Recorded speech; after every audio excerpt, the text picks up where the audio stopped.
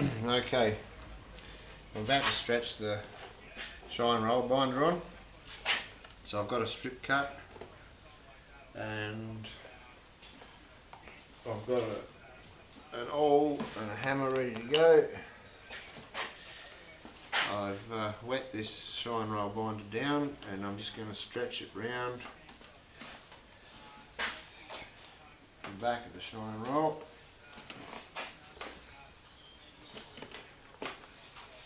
Once again, sort of personal preference, I like to keep them pretty well flush on these slick seats with the seat here, just back a little bit.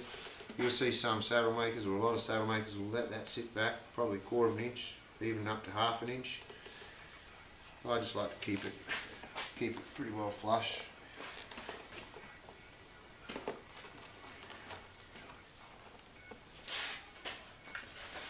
Same thing, if someone wants it set back, we can do that.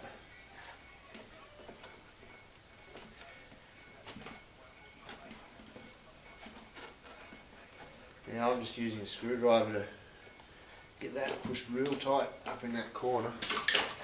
Now this is not on there to stay, it's only on there to dry out a little bit.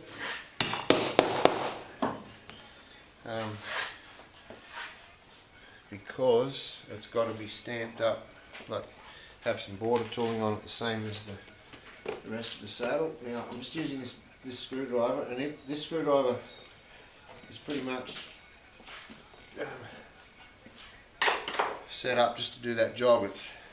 I've sanded the end of it down so it's nice and round and smooth, so I can push the leather up in there without marking it up. Now I'll just turn this around so you can see the binder is sticking out. Here it's not wrapped under, so now I'm just going to push it under with my fingers and get all the wrinkles out.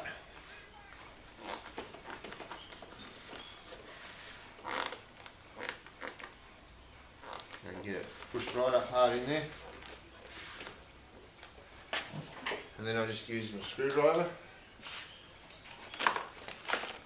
to get a nice crisp line up in there and force that leather right up into where we're going to sew.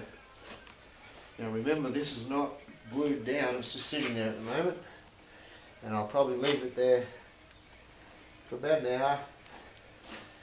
It's pretty warm here today, so it's going to dry out quickly.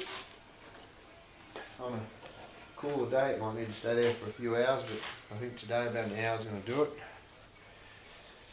In which time it will be ready to take off and stamp up.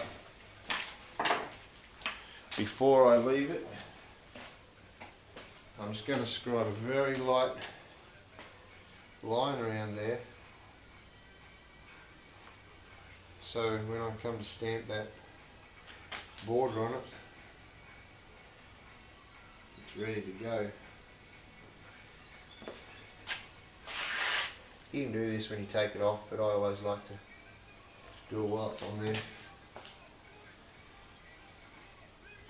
The other thing I do like to do now, once again, everyone's got their own way of doing this. I always just pick a point pretty close to the centre. Might not be exactly the centre, but it doesn't matter. And I just put a mark there with an awl. I put the awl underneath the Cheyenne Roll Binder and just put a mark in there as well, so I know those 2 points have got to line up when I put it back on.